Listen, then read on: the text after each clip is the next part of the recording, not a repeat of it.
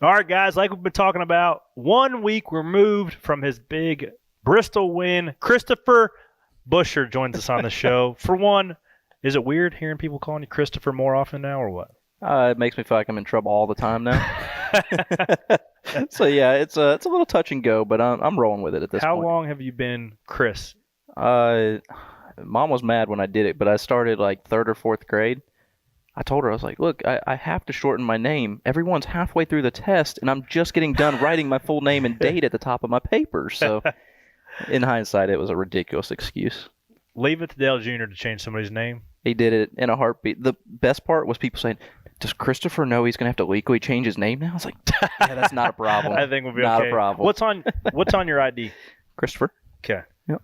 Now, are you sticking with Christopher now? You going back? I was that close to changing it before Bristol because we had kind of two rough, not rough, but they weren't as good as they could have been. So I was like, we'll change it back. And then we went to Bristol, and I forgot to mention it, and then it went obviously well. And so I was like, let's stay with it. So Christopher was on the door top. It was. So you got to keep it now. Pretty much, yeah. I'm not that superstitious, but I'm enough that we're going to roll with it. For how long? Until we have a bad stretch? End of the year. Okay. Through the end of the year, yeah. Man, so you get RFK, the first points paying win. You guys won the duels, which I guess the duels pay points, but the first win. Yeah. How'd that feel? That was big. The duels were big and special at the time, right? But, it was different because this one was a real race. I guess it was not a restrictor plate race on top of that, which a win's a win. Like it was great at the time, and it was definitely a big boost. But Bristol is my favorite racetrack, hands down. Bristol Concrete, to be clear. But it's my favorite racetrack. I love that place. I've wanted to win there so bad for so long. We've been close in rookie season cup with the front row group. We went up there and we were third or fourth. We've been in battles, lost one on the Xfinity side back in 2015. That was a heartbreaker with Graves on top of the box. So we've had some moments there that really hurt you and feel like you lost a few already, and been working hard to get that one back. So felt good about it after practice. We weren't the fastest on the board, but I was like, man, this thing's driving really good. It's driving right. Like it's doing what you need it to do to be competitive here at Bristol. And then I said, once the pace falls off, we're going to be golden. Well, Doesn't fall. It didn't fall off. But it fell right where you needed to. It did. Yep. But man, you are, for those who don't know, Christopher Buscher is probably one of the most underrated guys in the Cup Series. But I don't think people should think he's underrated anymore. Obviously, he proved he can get the job done. 2012 ARCA Series champ, 2015 Xfinity Series champ. But you've been able to fly under the radar. You're pretty much your entire Cup Series career. Whether it's because you don't have social media, you're not super active on there, which I am jealous of. But how have you managed to have this extended of a Cup career, keep doing your deal, keep chipping away at it, snap a 222 race losing streak, which I don't like even saying because nobody likes talking about losing streaks, but man, you have stuck around in this thing for a long time. Yeah, it's our sport's different, right? You don't get to win every week, and and that number sounds terrible. So I don't particularly care for that one either. But I also don't really know. Kind of been under the radar for a lot of time, even through ARCA. We weren't really the big name at the time. We were racing with against Ty Dillon for championships and the RCR bunch at the time. We were not near as flashy and still getting wins and being able to do a good job. We actually raced Bowman for the championship that year and had a heck of a fight with him for that one. So that was cool because I felt like he was in a very similar boat at that point. That their car was solid black, ours was solid white. Mm-hmm. We kind of had at it. So just always had a way of being kind of quiet and reserved in ways. Been through Xfinity side. We won some races, won a championship, but still just I guess I'm just not very vocal in a lot of different ways, and definitely not on social media. I like to get on there and cut up after good days, but I don't do good on social media after bad days, and kind of just shut in and leave it nice and quiet for a little while. So takes some good runs to get me going and get me out there a little bit more. Well, you've had a pretty dang good stretch this year. RFK was struggling to find their footing a bit to start the season. Big penalty for the 6 was tough, but you guys seem to be turning around as of late. So What might that be? Yeah, I forgot about the penalty deal because that was a big kick in the neck real quick, right? So I would say that there was a lot of hope coming into the beginning of the season that this would be the big reset, right? Like we'd be right in where we needed to be, firing off. Went to LA, went to the Clash, and we both missed the big show. And Oh, how was that meeting? that hurt. That hurt. Like that was. Dude, it pretty sucks much missing the show. embarrassing. Yeah. You saw me crying on that TV show. I don't know if you watched it or not. Crying like a little girl. It hurts, man. It sucks. Yes. It sucks. Yeah. And to go all the way out there, too. You know, it's not like it was at Bowman Gray right in our backyard. It was across the country. Yeah. Went out there. It was a huge success out there, and we And didn't you're get watching it it from the grandstands.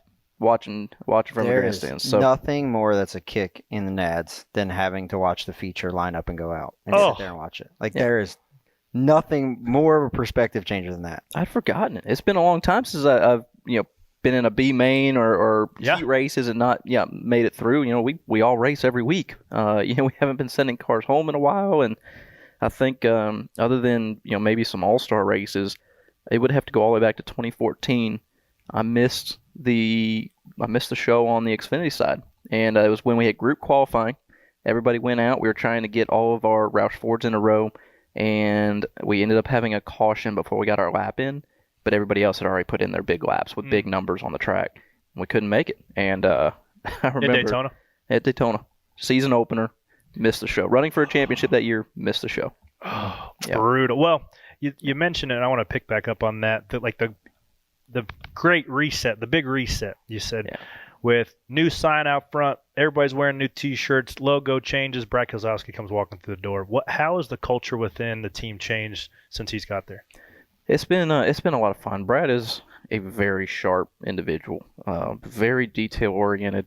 Has really worked hard on a lot of presentation as well.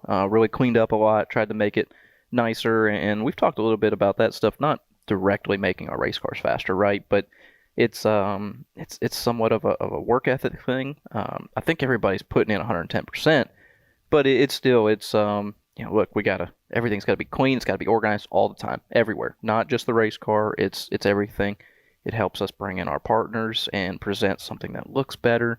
And so that's one of the things that's the most obvious when you walk in the door. But Brad's been really good at taking his experiences from winning races and championships, having his race team, and then having his manufacturing business as well. I think it's all combined to really put an emphasis on what it is that he's found to be successful. And to be honest, he reminds me a ton of Jack. They have very similar personalities in a lot of ways. That's from Michigan. It's in the water up there. It's in the water. It's that Detroit pride up there, I For guess. sure. That's a little bit of the Penske coming out in him though too, because like Jack is like a manufacturer guy, right? And Roger is selling cars more or less. So when you look at Roush, like I worked at Roush when you were there, 2007 to 2010, and it became a place where a lot of people didn't want to work. Like I'll say it because of the kind of military schedule it was. I mean, I was 19 years old and I didn't know there was 2 5 o'clocks in the morning or 2 5 o'clocks in a day. It was like, what is this? So we worked 6:30 to 5:30, and you worked, and if you were late and you didn't punch the clock, you had to work on Saturday. It was like a military type job, and people shied away from that. And through the course of time, new facilities were built at places that you look at Hendricks campus or you look at Stuart Haas or what Penske is. You want guys to come to work in the Cup Series and feel like they're important and feel like they're part of something, and Brad understands that very well. So what I appreciate, and we talked about it a little bit earlier here, of like, even there are guys who don't win a lot, or at all in my case. There is something to be said about guys who can tread water, who can bring value to their team, and also like settle into where they feel like their career is. Where do you feel like your career is at the moment? Is it where you want it to be? Where do you want it to go?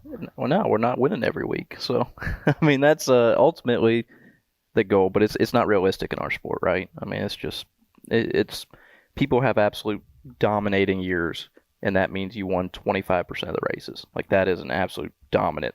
That means you lost 75% of the time. Mm-hmm. I mean, that's the reality of our sport. And I think that realistically that you wish you could be in contention to win races most weeks, right? To say that we had the speed, that a little different execution, a little different luck, a little better decision making on a restart, whatever it may be. You just hope that it would be something that would carry you over. And you're going to have off weeks, and you all know that. And I think that for us, we've been inching up on where I've wanted to be for a long time this year. We've been in the hunt for a lot of these races, not quite as consistently as we'd like, but I've been stoked with the progress. We didn't start off the season, and we kind of touched on it, but we didn't start off the season where we wanted to be. Like, we thought it would be better off the truck, and it took us several months to kind of get that momentum and find our way. And I think Dover was where got our first pole, ran that race, ran top 10 all day. It was clean execution day. Needed a little bit more speed, but we came out of there like, man, we've stumbled onto something. Not stumbled. We've worked hard to find something that we feel like we can build off of and keep going. And it started translating to different racetracks. We got to do a tire test, which was huge for our road course program. Really set us off on the right path to find what we needed for road courses, but also some short track stuff. I think it all carried over. And so with this car, it's been tough to find that path, and I think that's where we've gotten to, and I like where we're at right now. I just want to be more competitive yet. Would you consider yourself a road course ringer? Because you've been pretty freaking stout By at road no courses. means a ringer. I'm like, where does this guy come from? Road course, but it's been most of us. It's not our background, right? We've got a few ringers still, and but it's forced us all to step it up, road racing, right? When we have 7 of these things a year, you can't write those off. No. We've had to put in time, right? We've done schools, we've had teachers, we've done class work on. I mean, it's just film study. It all starts adding up. I've driven I don't know how many factory transmission 1996 Ford Mustangs on road course just to try and get the basics right. I mean, Did it they all put adds you up. through anything like they put like Cindric and Briscoe through, where they sent them to run the Mustangs and all that when they were younger? Did you have to do all that? So that was usually within. Actually, most of the Ford camp would go do that. So we went out to Utah. It was Miller Motorsports Park out there at the time. I think it's changed again, but we went out there, did a lot of laps. I had Dick Danielson, a road racer from Wisconsin. What a name. Helped me up, and What a name. he helped me a lot early on in my It's a racing name if I've ever heard one. Yeah, he's in it too, and he's awesome. Quick story. So New Jersey Motorsports Park from the ARCA days. Yeah. Hell of a state. Maybe the most beautiful state in the union. Yeah, sure. Yeah. I think you're a little biased over there, but smells like trash. Sucks as much as your sim racing. Jeez, It's brutal. what have I walked into? Stacking pennies, man. Welcome. I put up an incriminating picture on his birthday, so he's getting back at me. Okay. You haven't seen nothing yet.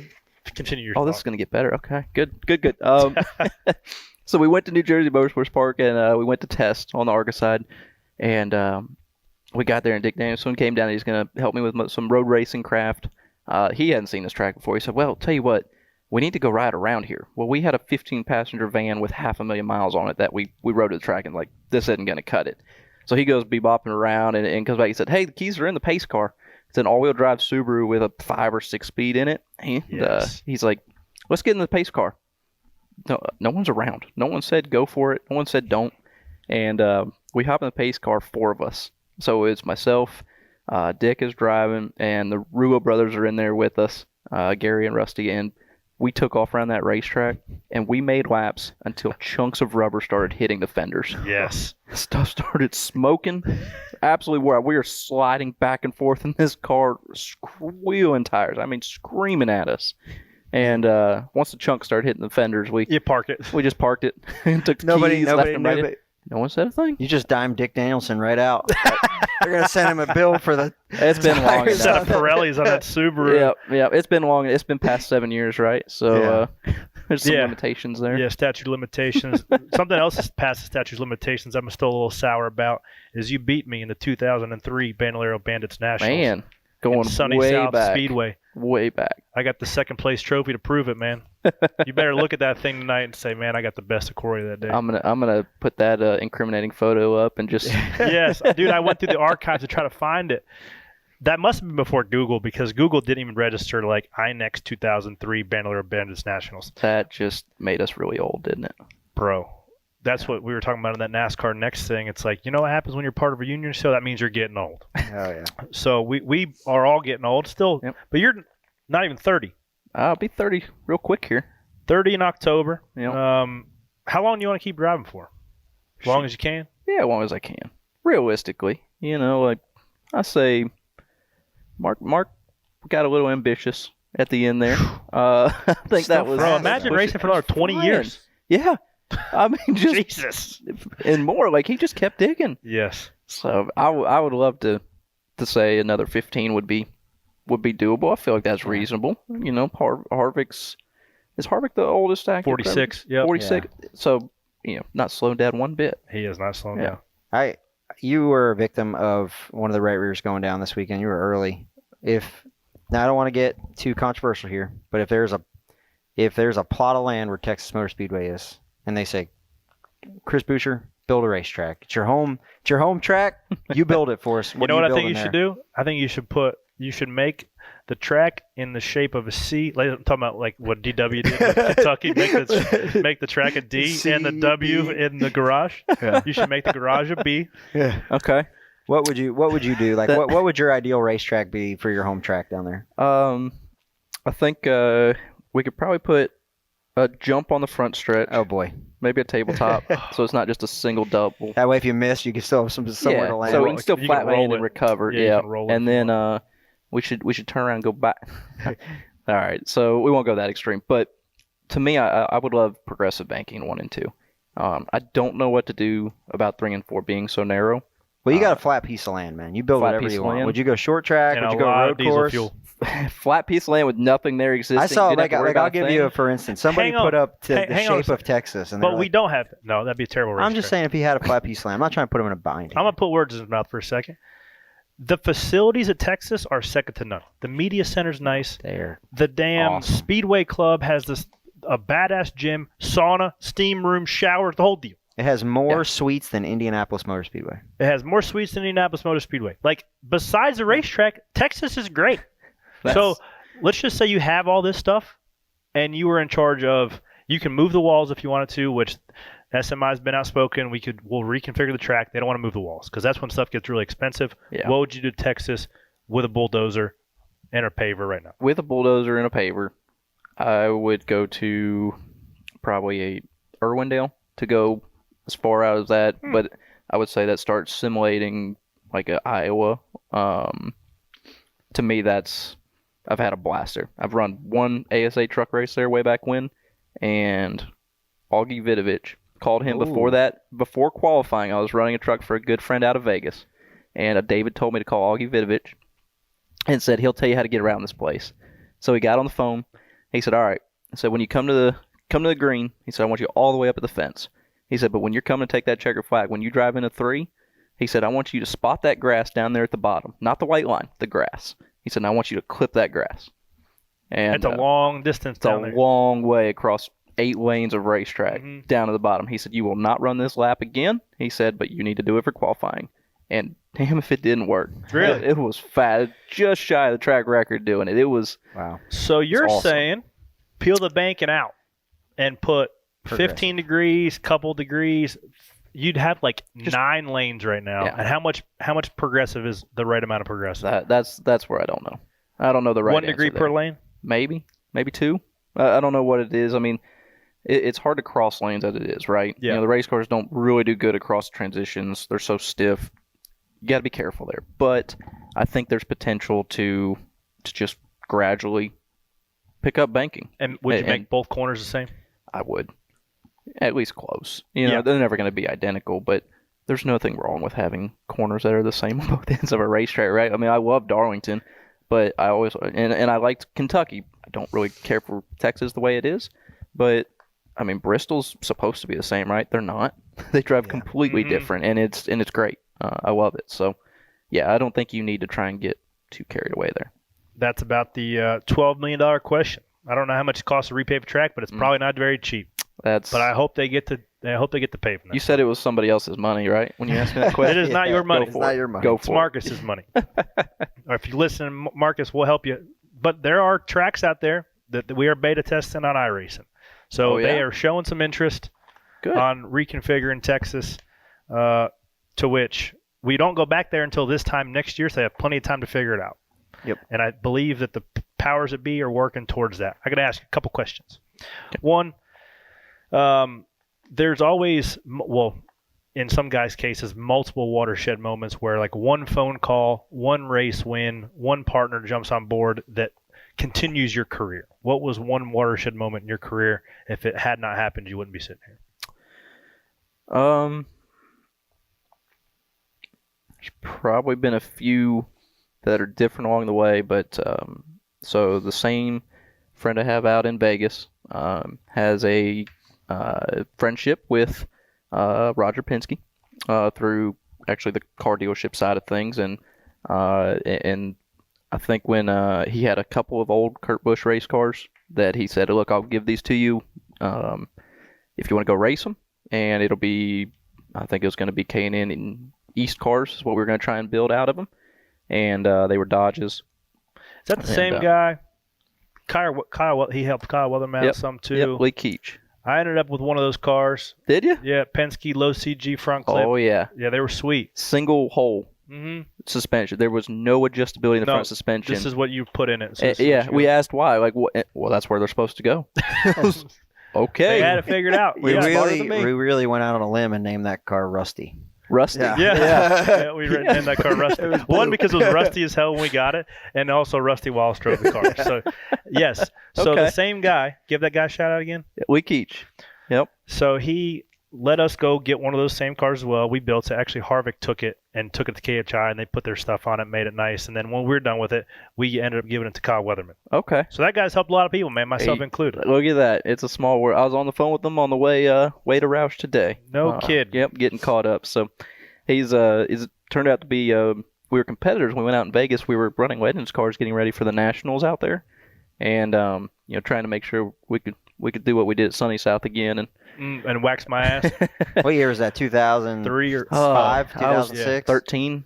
Yep, yeah, so I was there 15, 16 years ago. Yeah, heading out to Vegas and going out there, and we were fast. I mean, we went out several weeks in advance. Cars were good at the time. We were winning races out on the East Coast. We got out there.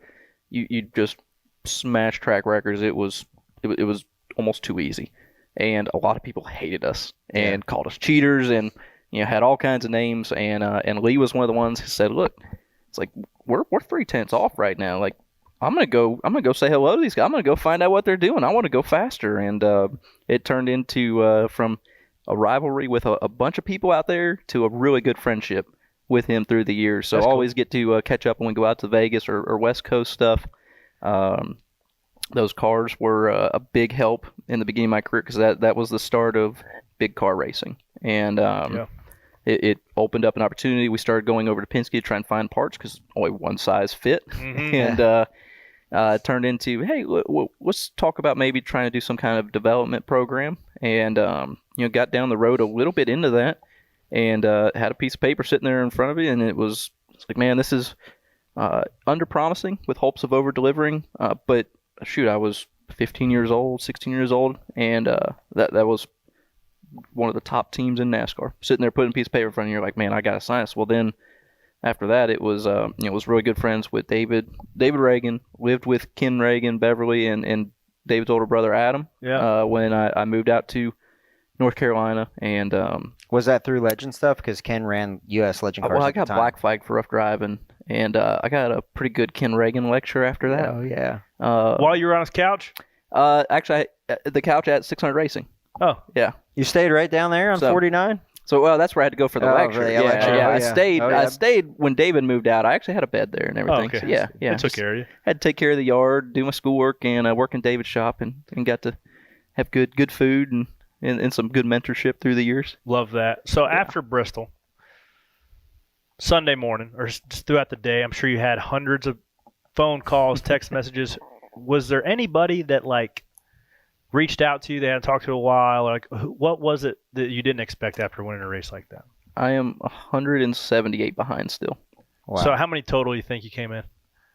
I would say between the initial flood and responses, it's got to be close to 500 at this point. Do you respond with like knuckles, thumbs up, like on the text message? I've been trying to be good and actually personalize like, everything. Thanks, Mike. Like thanks, Jim. Yeah, trying to make sure get something in there in all of these. And I was talking with Junior on Monday. He's like, dude, copy and paste. He's like, you'll never get through all those. And he said, and everybody understands. And I was like, well, I could see that. Like, imagine the people that win 2 weeks in a row. What are you gonna do? I don't know. What are you? Well, if you win 3 weeks in a row, they'll just stop coming. They'll be like, yeah, man, we already got. Yeah, cool, man. I haven't got my first text back yet. It was about half of this bad, but the rollover at Charlotte, everybody was flooding me. Well, then I got COVID that weekend and ended up down, and then the next wave came. I was like, I just got caught up. I'm fine, thank you. Come on. To get well soon. Yeah. Yeah. What else we got to talk about? I just want to sit here with them talking all day. Man, I tell you what, we talk about grinding it out. You know, Corey's in the middle of it, and you've done it. I mean, I don't know that there's anybody that's ground as hard as you have, and also delivered results. Correct, and you know, I don't think that's fair though, because you work just as hard as anybody, and I that's what I was saying when we walked up here. I forget you're a fab guy. Like you build all kinds of cool stuff and work on race cars all the time and different stuff, and it's something that not many drivers really know what to do with most of those things, right? I mean, it's something that I enjoyed doing growing up. I love working on anything. Like to stay busy. Asked to work in the shop when we had a part-time season, right, just to stay busy. And I think that it's... Did you ever get asked or voluntold like Ricky did to work in the fab house? Oh, dude, I lived it. I was there with him. Yeah, so I took away Jack's punishment, and it still bothers Jack to this day that... And it didn't bother him. He laughs about it, but he said, look, when I had drivers come through this program that would start wrecking race cars, he said, I got them up at 5:30 in the morning. I put them in that shop working on stuff and fixing their race cars. And he said, luckily you never crashed a whole lot of stuff. He's like, but what was my punishment going to be to you? Sit at home? Like don't show up today? Like, right. We were getting up. We were working out at 5:30 with Riser, and you were going to the shop after that. Like How many times do you throw up with Les in there? Every week. Do you throw up? Yeah, throw up. Every week. Dude. Well, Not like so Noah much anymore. Gragson? Not so much anymore. Yeah, straight Noah Gragson. It was early on. It was, and everybody told me it's like, oh, you're just you're out of shape, or you haven't done this machines before. he puts you through just make me throw. I threw up 3 times. I think it worked out over like 7 times. He's a big machine guy. Almost. My first 2 years, it was every workout. It's funny on because the floor. When he worked in the fab shop, it was like mandatory you had to wear safety glasses, so you'd have them on all day. And he would always go to lunch with them on, and I'd always laugh at him when he was driving out to go to lunch. But dude, like we talk Hey, you never know when a piece of salami's gonna slop out of that Jimmy John sandwich. Yeah, but it was funny because we talk about it quite a bit, and you can attest to it. I mean, from 2016 till now, the Cup Series is hard. Yeah, and punching above your weight class in the Cup Series is not sexy. But it is way, and I don't know if it's as hard, and you can speak to this because you're an Xfinity champion. How much harder is it to punch above your weight class or make your equipment that isn't as good? How do you make that competitive in the Cup Series? How much harder is that than winning Xfinity races or truck races? I didn't run trucks, but it's hard. Like there's just depth, right? I mean, the Xfinity stuff was strong. There were teams that were showing up every week, and it was tough, but if you could hit on something, you had something for weeks at a time and months at a time. Now it feels like if you find something, it's the next week it turns over and somebody's right there knocking on your door again. So I think it's been that way for a long time. It's just there's depth to it, and it's very hard to find anything. We've got the smartest people have made it to this level, and the best people have made it. And once they start moving around different organizations, the knowledge gets out, the secrets get out, and there's just not a whole lot of gray area that's been untapped, right? And so it just gets difficult. It gets really difficult to make something happen, especially when you don't have the resources behind it to try and do something, and it just gets really tough. Well, it's like when you squeeze all the toothpaste out of the bottle, and you're just rolling it up trying to get the last little morsel of toothpaste out. Like all the toothpaste in terms of people knowing how to make a race car go fast in a circle has been squeezed out. Well, right? There's no more downforce that you can like learn. Like, oh man, if you start making the bottom of these cars shape, like they're going to make more downforce. ding. Like, people already know that. It's 15 years ago. I mean, they say in the NFL a lot, and it's the same here, right? There's teams that are really good in the NFL, and then they get figured out, right? Look at RG3. He's a perfect example. But there's a lot of people making a lot of money to figure out how to beat you, and it goes across the board, and that goes from in the shop to driving the pit stops, and at the Cup Series, it's magnified more than any other series in our country and maybe in the world. Yeah. And to your point, it's every single department. Yep. Whether that is weight savings, whether that's Dampers. yeah, it's always something. There's always working in the fine detail of every aspect of the race cars right now. No doubt. It's just tight and tough, and those little morsels of grip are hard to come by. But you guys hit it on last week at Bristol. Where's that trophy? That one of the coolest trophies in NASCAR, by the way. You get the sword, but the old school wood cup on the top. Where's that thing living right now? It just made it to the museum at Roush. The sword is actually in the back of my truck downstairs. Dude, you should have brought it in. I really should have. I took it. Cut I had to go some get bread or something with it. I don't know. Okay, We got birthday we'll get to cookies that out there. in a moment. Yeah, we got birthday cookies out there we could have cut up. So I had to get oil change this morning in the truck, and Terry over at the dealership wanted to see the sword, and so I brought it in. I was like, "Yeah, check it out." And it's like, "You'll notice all these scuff marks in it." She said, "Well, what was that?" I was like, "Well, 5 a.m. I like where this is going. Well, that would have been Sunday morning. About 4 a.m. Sunday morning. Everybody's out at the bus. We're still there because we don't have to fly home, so there's no rush. It's perfect. Best place to do it. For sure. And it's like, we should make a victory lap. Let's go walk around. And so, I don't know, there's probably 10 of us left I still. saw you pull the damn thing out of the Yeah. the gate hole like That's as far Excalibur. as the officer would let us go. Oh, really? Yep. Did he not know that you just conquered the last great Yeah, Coliseum? we tried to tell him that. He did not care. He wasn't down for He's it. got a job. Man's got a Not job. one You bit. can't fault him for doing his job. So we walk up to we're walking into the stadium, and Champion's in there cleaning everything up, right? There are four-wheelers down there. They're moving pit boxes. Like, people are active. The lights are all on. It's like, this is still just like we just walked out 3-4 hours ago. It's the same thing. Yeah. Let's just make a lap. He's like, can't touch the racetrack. Okay. Well, we'll sit here and we'll take some pictures. So we started with that. 3 of our guys took off. Full sprint. Down the hill. Yes. Started running. Oh, he was mad. He was so mad. Was Peterson one of them? Don't dime him out if you no, was. Dime him out. Come on, you I already won't. put- I won't talk on who it all. So what they was, do? but Take the tunnel out? Like how they walk past that guy on the way back out? the gate was open. You know, like they had just brought the last of the trucks out, and Yeah. they were still taking champion trucks in, I believe. So it was wide open. So we went to the gate, and we're sitting there taking pictures and goofing off. 3 of them gone. He gets mad. He comes running down there. He tracks one of the champion guys down on the golf cart that they have. He's like, I gotta go get those guys. They're going to jail. And so he gets on the golf cart with the champion guys. I don't know who it was, and I wasn't quite aware of everything going on at this moment for different reasons, but Did you have a couple beverages? maybe. Yes. And What's your drink of choice? we had moonshine. Yes. Oh, Good he's one. a Texas guy. Probably Yes. Shiner Yeah. Bach.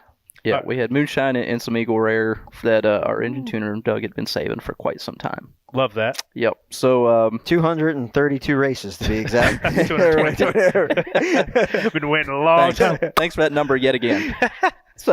So he jumps on the back of the champion golf cart, and I got to shake this guy's hand because the guy on the golf cart goes running right up to the guys running around the racetrack, or drives right up to him head on, just keeps digging, doesn't let him off. Just The cop. The cop Yes. is stuck on the back. He does not Yes. rat him out and just keeps making them. And let your boys and come let back them out. finish. So they came back up. Running a half mile at that time was a bad idea, so no one felt real good. But Bristol looks real short until you actually take a lap. Until you're on half foot. mile is like, oh, it's actually kind of a long time. yeah, that may have been most of the reason why I did not feel like partaking in that. That seemed like a long run. Well, you only did 500 laps before that, so I don't. What was one more though? At that point, like we should have just kept going. No. A lot more when you don't have 700 horsepower to turn. No. All right, 2 more questions, and I'll let you go here. But what is your most embarrassing, or the most embarrassed you've ever been at the racetrack? At the racetrack, Whether it was driving, working on them. let's see. Now you're putting me on the spot. Yep. and this is going to be tough to remember. I know I've made mistakes in race cars. I would probably go late model racing. I did, I think, 5 late model stock races. It was David Reagan's old car. It was a Pontiac. If that tells you Yes. how old this thing was when Was we it extra got it. wide? No, it didn't even have like the square bumper. It still had like the round like taillights were all Oh yeah. molded yeah. in. It was a little old Hitchcock car. The good old days. And we went to Friendship, and it was the only place that would let me run at 13 or 14, just trying to get some laps in. And we went out on track and took the green, went into turn 3. David actually spotted for me to try and give me some experience, and I knew there was a car inside of me. Like, I knew it. And David came over and he said, "Clear." And I was like, well, if he said clear, my vision doesn't matter. Like, I seen the guy in the mirror, and I knew he was there. He said clear. Hard left, down in the corner, wiped out, front clip, gone. Lap 3/4. That Dang. was one of the most embarrassing things I've ever done in a race car. But that's pretty high up there. Man, I've had a lot of. Not your embarrassing fault. David Reagan's fault. He said David clear. Simple enough. He said clear. Not near. Herm would never do that to you. You know how Herm would not do that to me, but you know how they say we ultimately hold the steering wheel? We ultimately hold the steering wheel, and I knew he was there. Yeah, you win. They lost. That's That's how. it. Yeah, That's you how- win. I won. We lost. We That's how it goes. Yeah. And you fix it. Yeah, you fix it. If you had to pick one kind of race car and one racetrack to race out the rest of your life, what are you going with? All the rest of my life. Yeah. Oh man, I haven't run enough different race cars to make that decision. What I will say You is have driven a lot of different variations of Cup cars, though. I've been in a lot of different Cup cars. Which one of those would you pick? Not I've for never had as much horsepower as I had ARCA racing. We were on almost Cup motors when we were ARCA racing. Those old on D3 motors? No, Or we was were. that FR9? It was right. FR9 was once they started the taper spacer, so we didn't get the full effect. But we were on D motors, Mm-hmm. and they were Big juice. right. They were 900 and something. We were spinning wheels and tires at short tracks. Loved it. They were so much fun to drive. Those short track Hoosiers were really good right then. I forget what the codes were, 40s or something. It was awesome. Like, those cars were a blast. So at that if time. you take that car and one racetrack, where are you going? Salem comes to mind. Ooh. Yeah. Yeah. Maybe pre-repave of 3 and 4, because that made it a little faster yet. But Salem definitely comes to mind. So Toledo, we won the most races at Toledo in ARCA, and I never liked that racetrack. Like, it just did not turn into one of those places where you win. Oh, that's gonna be your favorite. No. That's why you didn't pick Toledo for the rest of your life. Pick Salem. Salem, rest of my life. There it is, ladies and gentlemen. Christopher Buscher right here on Stacking Pennies after his big Bristol win. Hey, don't make it 222 races between the next time we see you. Buddy. No, let's come back this year at least one more time this year. Well, right? you're always welcome. Appreciate you stopping by. Thank you much. Appreciate it.